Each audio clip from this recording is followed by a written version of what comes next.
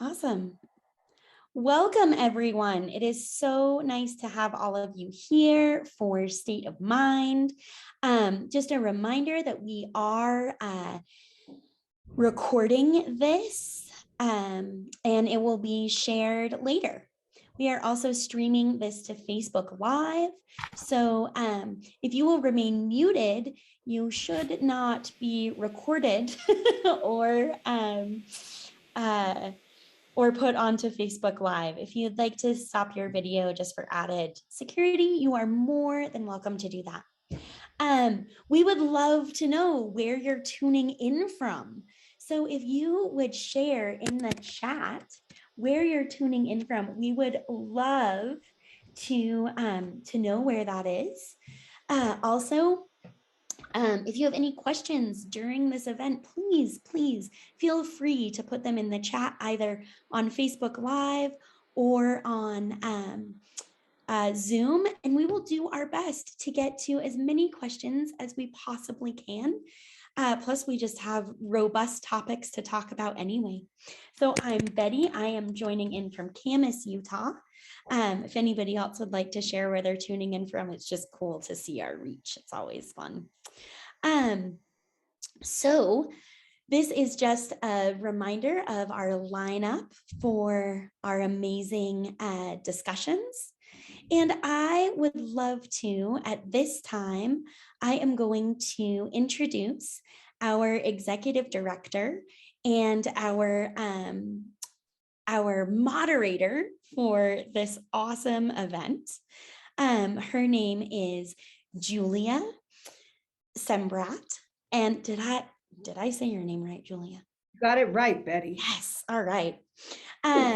Julia found her dream job as the executive director at Connect Summit County. She has navigated mental health issues and addiction for much of her life and finding solutions that work for her only about 10 years ago. She has many hilarious and heartbreaking stories about her mental health journey and is always happy to share. Erasing stigma is her #1 goal. So Julia, welcome, and I will now turn the floor over to you. Betty, thank you so much. So welcome everybody to our second meeting of the Minds discussion during our second annual State of Mind Symposium with Connect Summit County. If you didn't see our first one today, that's okay. We've got 3 more today. Obviously, this is our last one for today, and then 2 more tomorrow. So be sure to tune in if you can. We've got some great panelists and really exciting topics to discuss. So here at Connect Summit County, our mission is to create a well-informed, stigma-free community with access to mental health resources for everyone in Summit County. In order for us to do this, we must talk about the places where mental health is a factor, and not just in the office with our therapists, but also with our community members where mental health impacts our citizens. We know that in our community, substance use is high and even normalized. 60% of respondents to Summit County Health Department's Community Engagement and Behavioral Health Survey report stated that their life has been directly and negatively impacted by someone's substance abuse.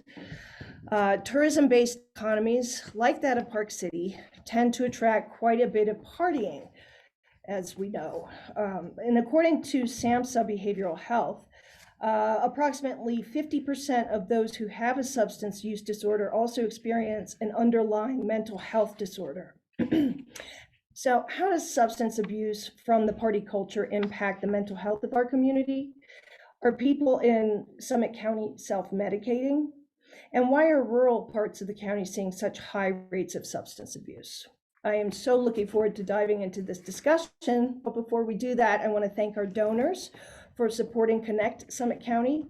We're here to have meaningful discussions about mental health because of support from Marriott Daughters Foundation, the Cats Amsterdam Foundation, Park City Community Foundation, and so many other generous people in our community. So thank you so much. Betty, our events coordinator, will now share some ways to be engaged and how to use Zoom chat and Facebook comments for this event. Awesome. Thank you so much, Julia. So I just want to remind anyone who joined a little bit late that we are streaming this event live on Facebook, and it is being recorded. Please remain muted so that, if there's background noise in your space, we don't hear it. And if you have a question for this panel, please share it in either the Zoom chat if you're chiming in on Zoom, or you can share it in the Facebook Live chat, and we'll do our best to get to as many questions as humanly possible. If you don't know how to find the chat, if you toggle your mouse just a little bit, you will see a toolbar either at the top of your screen or the bottom, and you'll just click the little thing that says chat, and you will be able to engage within this conversation. So thank you all so much for being here, and that's all you're getting from me for a little while. Thank you, Betty. So I am now thrilled to introduce all of our panelists. We're going to start with Mary Krista Smith, who is our Executive Director at Communities That Care, Summit County. Mary Krista is, as I just mentioned, is the Executive Director. And Communities That Care Summit County is the prevention coalition of Summit County, which is a hub for all of the youth serving organizations. She's a consultant for coalition development and sustainability with 7 years experience developing and leading. As a lifelong Utahn, she is passionate about community and is dedicated to creating and sustaining collaborative organizational structures and processes to assist communities in bringing their initiatives to fruition. And her professional experience mirrors her passions. Thank you for being here, Mary Krista. Next is Mindy Vincent, Executive Director of Harm Reduction Coalition of Utah. Mindy is a licensed clinical social worker specializing in mental health and addiction treatment and is the founder and executive director of the Utah Harm Reduction Coalition. Mindy started the first legal syringe exchange in the state of Utah and has done extensive work in harm reduction, opioid overdose prevention, awareness, and treatment, and continues to work to educate the community, stakeholders, and policymakers about harm reduction and expand services throughout the state. She also owns a private practice called Life Changes Counseling in Heber City, Utah, and is an adjunct professor of social policy at the University of Utah. She received her bachelor's degree from Utah Valley University and earned her master's of social work and her master's of public administration from the University of Utah. You've done a lot. Wow, Mindy, thank you so much for being here. Next is Evan Doan, Development Director of Utah Support Advocates for Recovery Awareness and Council Member for Utah Substance Abuse and Anti-Violence Coordinating Council. Evan began as a volunteer at USARA in 2015 and has extensive experience in the nonprofit sector. Evan is a person in long-term recovery from both substance use and a mood disorder and has been on USARA's staff since April 2017. With over 10 years of experience in social justice advocacy, he is dedicated to creating a more equitable and sustainable world. Thank you. Thanks for being here. Our final panelist is Brooks Atticut, addiction recovery specialist in private practice. Brooks is a wellness counselor and certified addiction recovery and life coach who takes a compassionate, trauma-informed, shame-free approach to helping people overcome addiction and other conditions. Curiosity and empathy are the foundations of her work. Brooks lives in Park City, Utah, holds dual Australian-American citizenship, and works virtually via Zoom platform with clients worldwide. Thank you so much for being here, Brooks. So we are so grateful to have each of you here and sharing your expertise.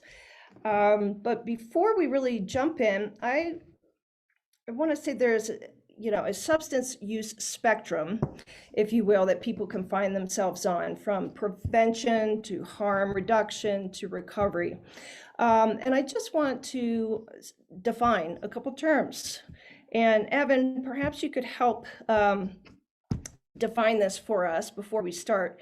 How do you define addiction versus self-medicating? Sure. So addiction for me is really, it's a primary chronic neurobiological disease. And usually we talk about how it has genetic, psychosocial, and environmental factors. And some of the defining features of addiction, as opposed to just maybe substance use more broadly, is that addiction is characterized by impaired control over your substance use, compulsive use, continued use despite harm, and then also cravings to use that substance, either drugs or alcohol. So some of the difference between it, like a full-on substance use disorder, or what we kind of colloquially call addiction, and self-medication might be that people could be self-medicating by using a substance in a way that's not indicated by a physician, but it doesn't meet the full criteria for addiction. And that's fairly common. And it doesn't mean that it's inherently bad or wrong. It's just that, that's, and there, I should also say there's nothing wrong with having a substance use disorder. Many people do. And so if that ends up being you or someone you love, please know that there's hope and that recovery is possible. Thank you so much. That is hopeful. I appreciate you saying that.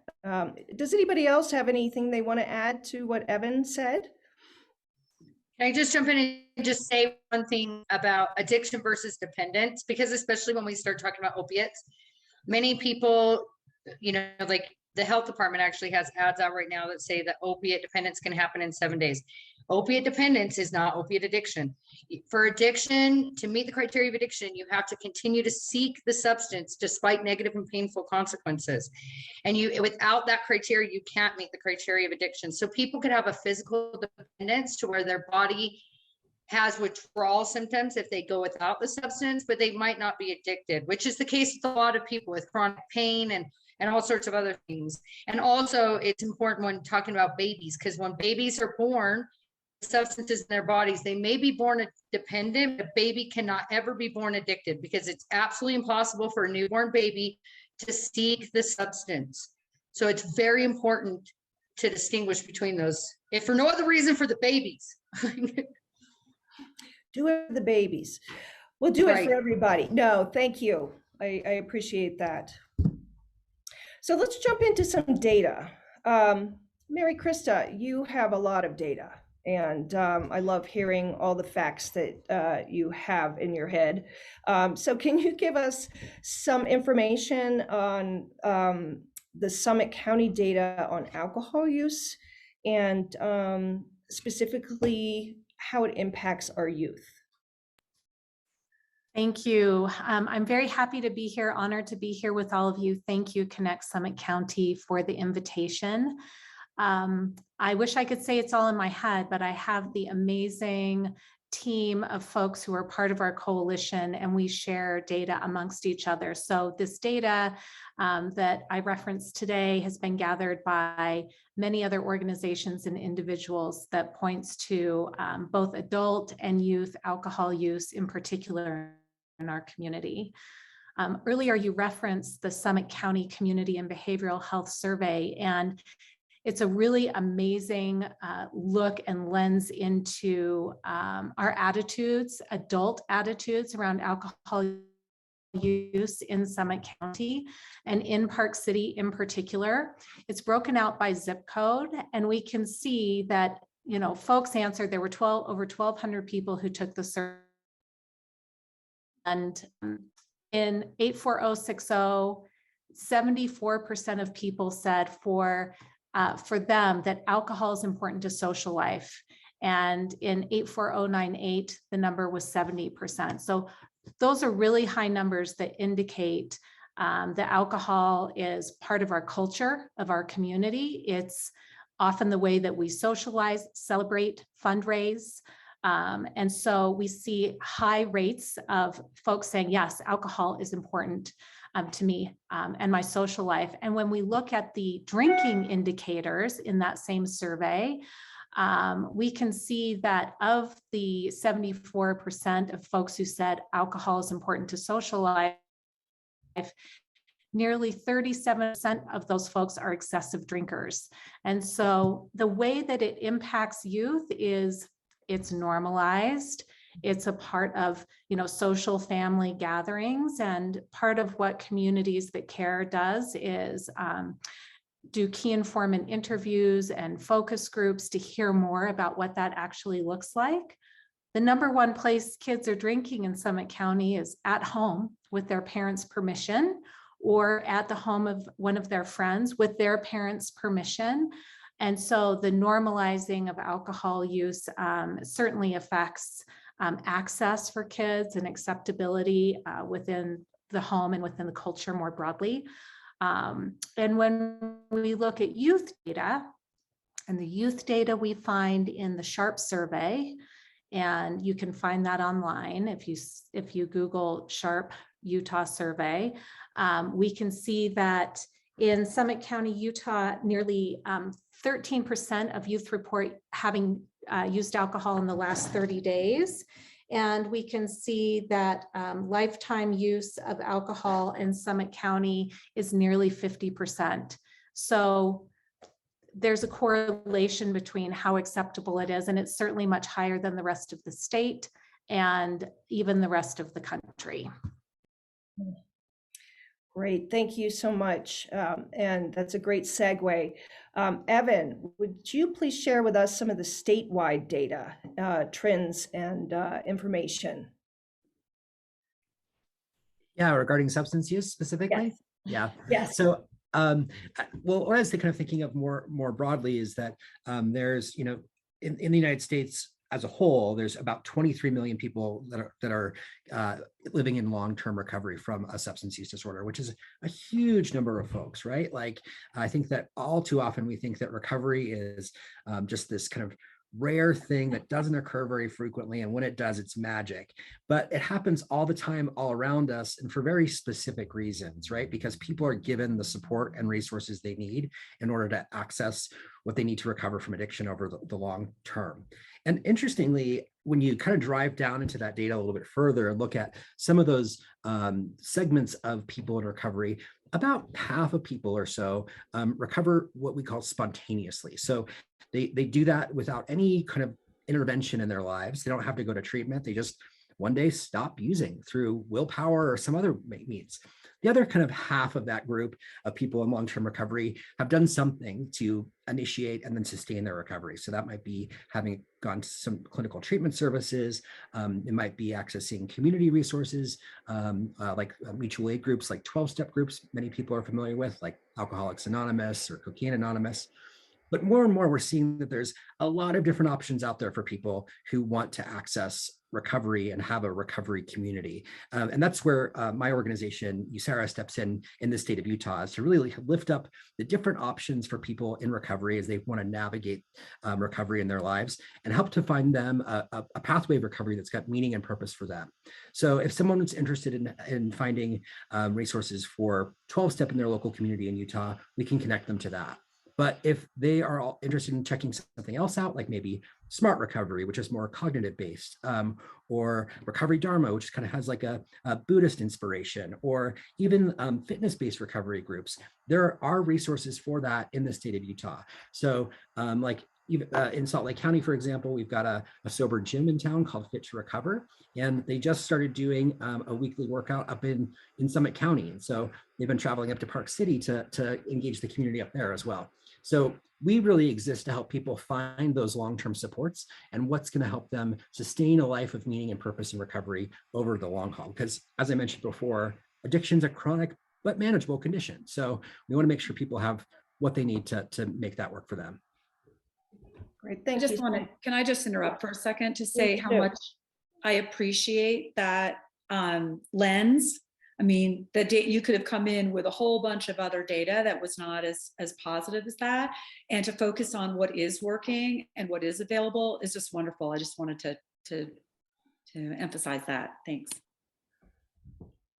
Yes, we're going to talk more about what works for sure.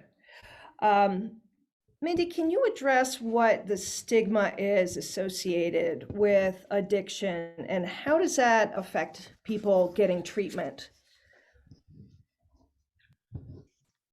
Well, that's a super broad question with so many millions of answers. Yes. So, but stigma, it has all sorts of issues, starting from people even using substances in the first place, being able to talk about what their relationship with substances looks like, especially here in Utah. Park City is far more liberal than the rest of Utah when it comes to, you know, like people even being able to talk about using alcohol, right? In many other rural areas of Utah, you can't even talk about using alcohol. So therefore, how can kids get any kind of direction as to what responsible use looks like? Because we know that just telling people don't do that, it doesn't work, right? And it's really not reasonable anyway, because we're built to seek pleasure and avoid pain, right? So we do that in all sorts of ways. Many people in Utah like to do it with Diet Coke. So it starts with the bias of not even being able to talk about substance use, all the way through when people are using substances, accessing treatment. And then even when people, their recovery shifts or changes, or what type of recovery services that they seek, that also has stigma attached. Plus, there's so much stigma around substance use and people's recovery that I have found that many people who, because I have recovered from a substance use disorder, and many of us have this internalized stigma where we beat ourselves up.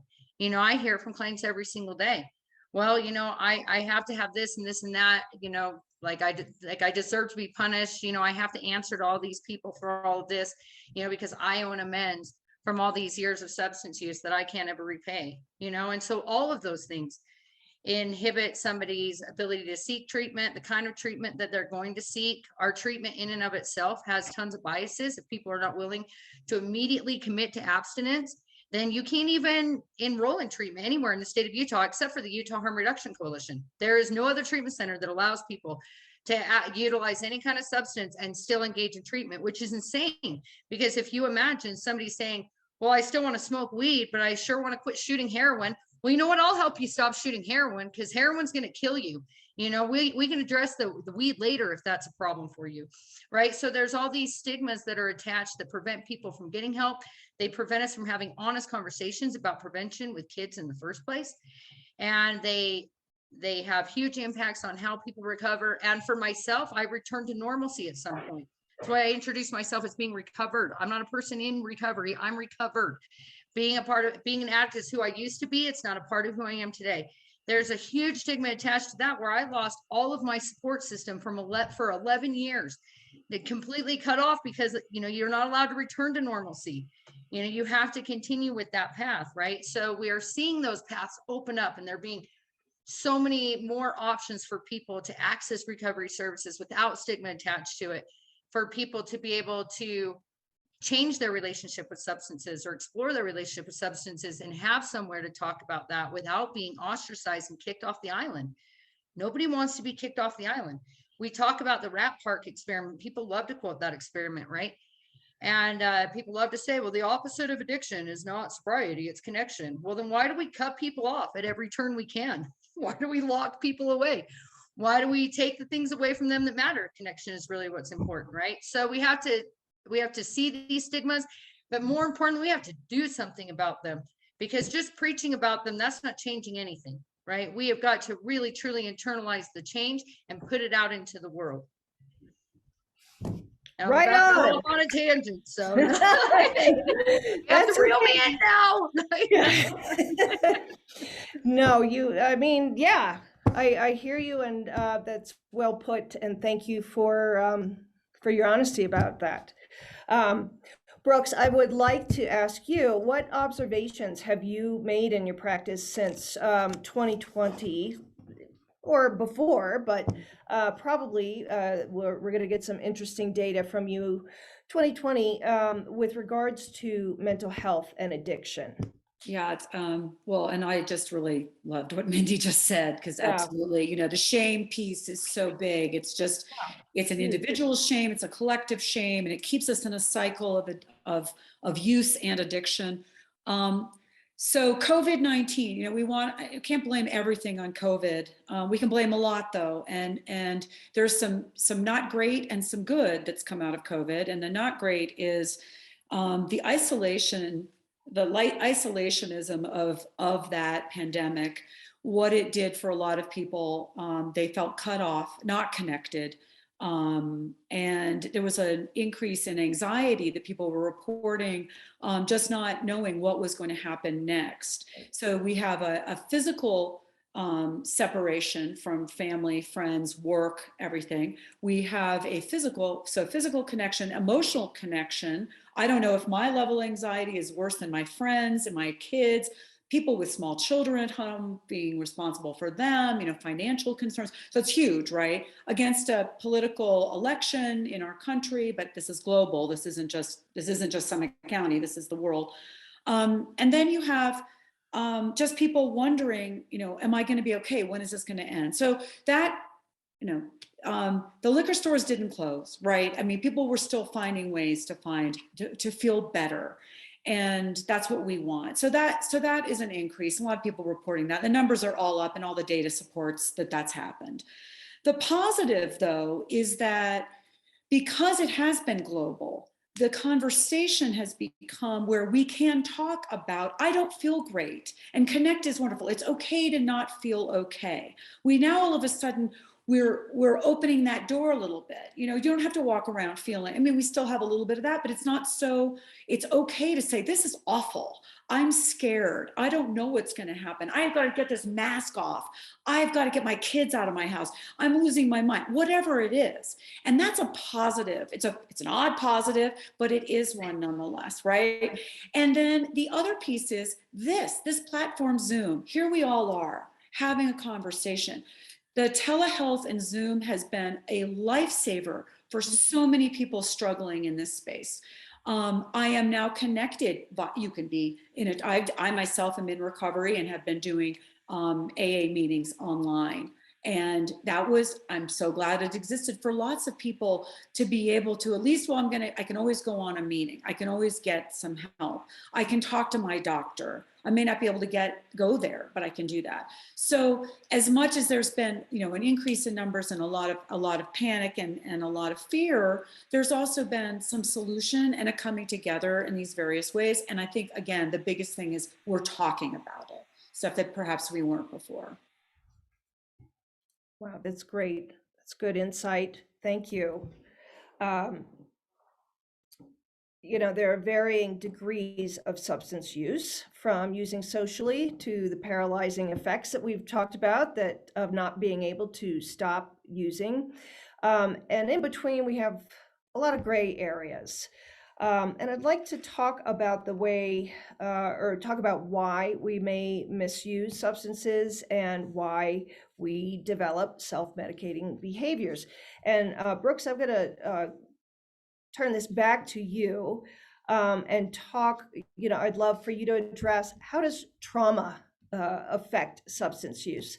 How does it make us feel better in our brain? Okay, well, do we have, how long is this? Yes, that's it. Conversation? Well, first of all, you raise a really good point. And the point is, when we talk about, and Mindy actually touched on this, when we talk about why do people why do we take substances? Why do we drink alcohol? Why do we take drugs? We do it to feel better. Right. It impacts our brain. It is a chemical reaction in the brain. Without, we don't need to have a whole science lesson right now about this, except that it's releasing endorphins and it makes us feel better. It's the pleasure and reward center of the brain that feels good. And there are lots of other ways to get it, right? There's music, there's dance, there's sex, there's exercise, there's food. There's all sorts of ways that humans experience this. So there's nothing inherently wrong, for example, with having a glass of wine if you're of legal age, and that all makes total sense, right? What happens is things that we do become maladaptive, and then we have a problem. The behavior is maladaptive, and now you're going to be seeing all these other things. And as Evan said earlier, there is a big criteria there. Are you continuing the behavior despite consequences, and can you not stop? And then where are we? Trauma, which there's small trauma and big trauma, and that's a whole nother panel discussion for another time. But, you know, we as humans, we have things happen to us in the course of our lives. It could be bullying at school. That's a form of trauma. When you come home from 8th grade, having someone tease you, were you able to talk to your parents, or did you just go to your room? Were your parents divorced? Are you going through a divorce? Or have you lost your job? Or were something really more egregious than that, the death of someone? I mean, there's a whole lot of indicators and things. And in that moment, we want to feel pleasure. We don't want to feel that pain. So we want to feel better. And that's, again, very normal. It's just that trauma can be a kind of thing where we try to have a coping mechanism that maybe we're not equipped. And if we don't have people, for example, to talk to, whether it's parents, friends, clergy, therapists, we are going to resort to our own ways of functioning. And sometimes that's by taking drugs and drinking and all these other things. Mindfulness, meditation, there's so many other coping skills, but we may not be introduced to them. It might be something that we have never seen. Our parents didn't do it, our friends did, whatever. We go to what we know. And that's why the work that, you know, Mary Christa's coalition and others are doing, and Connect, of course, is involved with, which is showing another way of coping, is so incredibly important. I'm not sure I'd really address the trauma piece, but that's, you know, probably the most generalist way, and I'm happy to go deeper if need be. No, thank you. That is very helpful to understand the trauma piece. And while we're talking about the brain, Mary Christa, can you share with us the effects of substance use on a child's brain and some of the information that you know about that?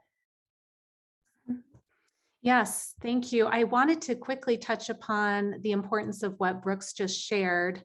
I once heard someone lecturing on trauma and the effects and how it can lead to substance use and misuse and even addiction. And he said the number one risk factor for substance use is trauma, unresolved trauma. And we, in our work with children and adolescents, we look a lot at ACEs. You know, what are these adverse childhood experiences? And so, and as a additional data point, when we talk with youth in the community, both kids who are currently using substances and their friends, when we dig in and say, why, you know, how is this, tell us why. And they often say, coping, I'm anxious, I'm depressed, I've had things happen. I don't have other ways or medication that's available to me. And so it's, you know, it's what is the go-to. So I really appreciate what Brooks has to say. I take a lot of the brain science that we use at Communities That Care from Parents Empowered, has some really easy, digestible, understandable, this is the impact on the brain. And what we know is that the adolescent brain is at this peak of plasticity. And it's the same peak that happens when we have a new baby. And all these connections are wiring in the brain.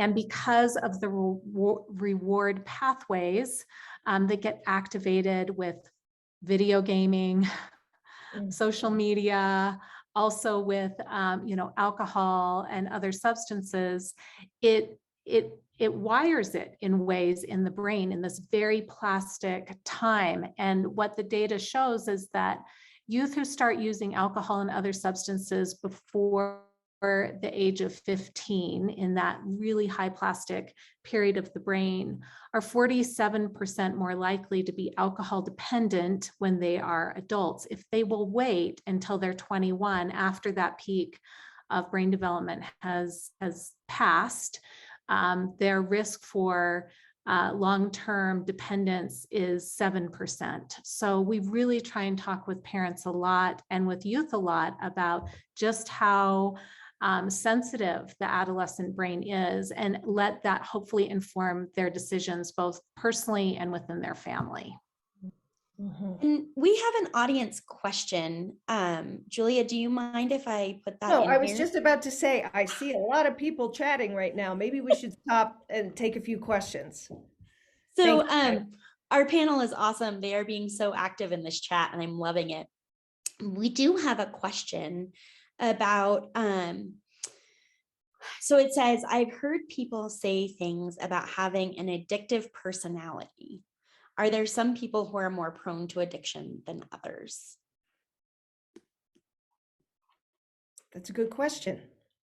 So Who would whoever like wants to address take that.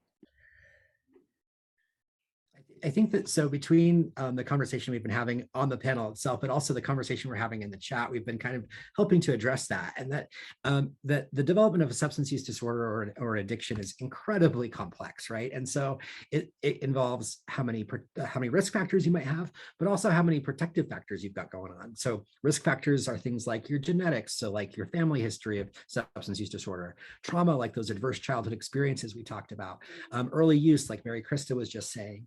But then protective factors also can play a part, which are things like social connectedness, meaning and purpose, having coping skills.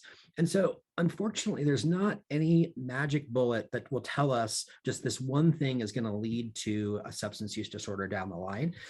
So we kind of have to weigh the various different risk factors and protective factors. I wish it were so simple that we could say, this person has a family history, they should not use substances at all, or else they're going to get a substance use disorder. But it's just not that cut and dry.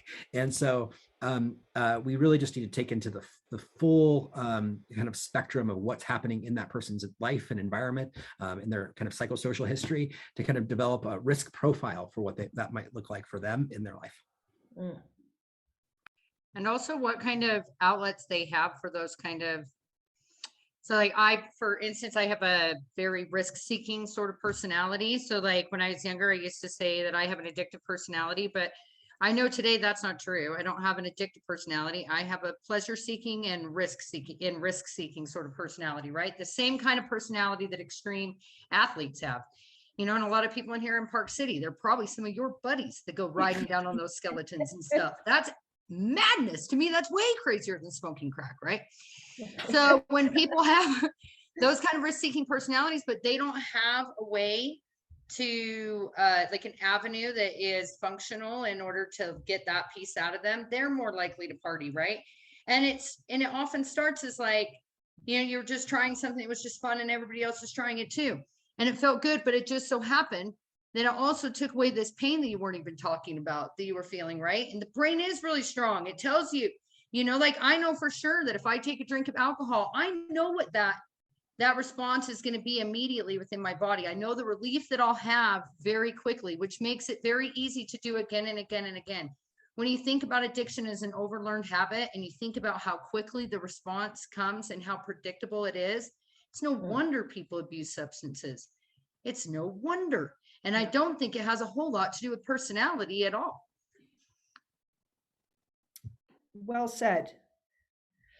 And before I cut anybody else off, Betty, are there any other burning questions in the chat at this moment? I don't believe so. Oh, wait. Okay, sorry. So the fitness classes in Park City, Wendy, is Fit to Recover. And Evan, was that through Basin Rec? I believe so. Fit to Recover is a sober gym in Salt Lake, and they have a weekly class up in Park City. I was trying to find the information for it just now. I think that it's Thursdays at 6:30 p.m. at the Park City Mark. That's right. Yeah. But I would encourage anyone to just contact Fit to Recover and verify those details before they try exactly. To make yes, sure. And their website is in the chat too.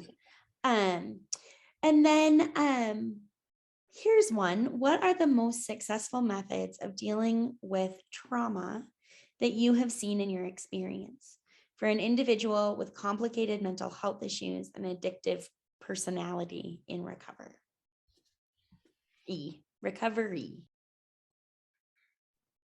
EMDR is my personal favorite clinical intervention. I found it to be incredibly helpful for me, but obviously I've been a practitioner of it for years. I love it. And I think that DBT, dialectical behavior therapy, is the greatest set of skills that anybody that struggles with addiction or life in general, I feel like, can use. They're the best. They're such a great set of skills. Mindy, can you define what EMDR means? EMDR is eye movement desensitization and reprocessing. So it's done through bilateral stimulation, neurons that fire together, wire together. So when the brain categorizes things, it categorizes them by looks like, feels like, must be like. So then something happens today and it triggers all the way back to the amygdala. It reminds me of dominoes, like comes back and you have this huge reaction to something that's not really that big, right? And when people have trauma as well, so there's a couple good books on it. Like there's one called The Body Keeps the Score. There's another one called The Body Remembers. But the body, like you can feel the, in AA, they call it the dis-ease, right? You can feel that inside of you. And it's the thing that most people with addiction issues that we're trying to medicate, and it just lives there. So you don't even know that it's being fed by trauma, that it's trauma that lives inside you that's unhealed. And I found that EMDR like really moves that stuff along, moves it out.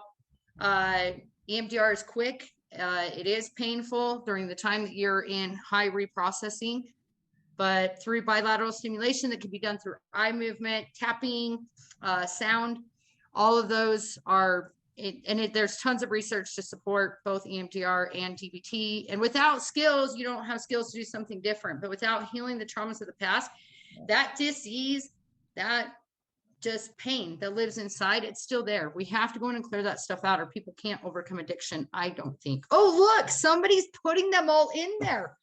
There's The Body Keeps the Score. Yes, that's such a good one. Brooks, of course it was you. Yes. Well, I want to add to that because, absolutely, this is the case that the mind-body connection is, you cannot separate them. You cannot. We try, and it doesn't make any sense. Any conversation about mental illness has to involve the body.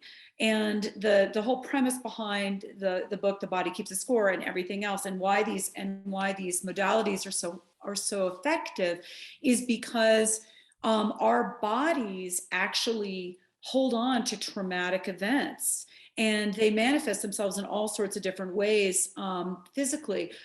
So the treatment of trauma, cognitive behavioral therapy, which basically just in layman's terms is talk therapy, can be very, very helpful. But for example, it doesn't work with veterans all that well at all, actually, because they have stored it in their cells. And I know that sounds nuts, but that's what's happened.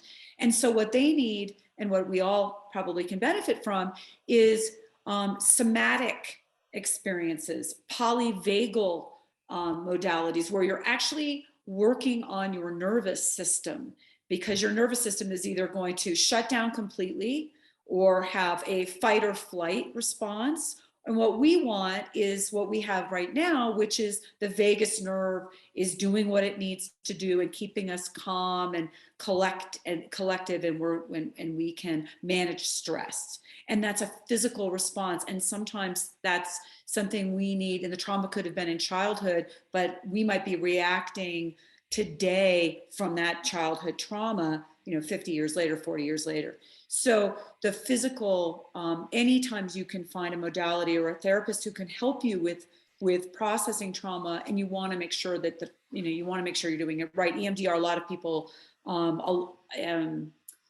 provide that, but they better know what they're doing. It's the kind of thing where you want to research your therapist and talk to them about it. But there's so many people doing really great work in these spaces. And again, if it's something that anyone out there is interested in learning about, you can Google it. You can reach out to any of us afterwards. But it's you want to make sure that the body is being tapped into, because the mind is a part of the body.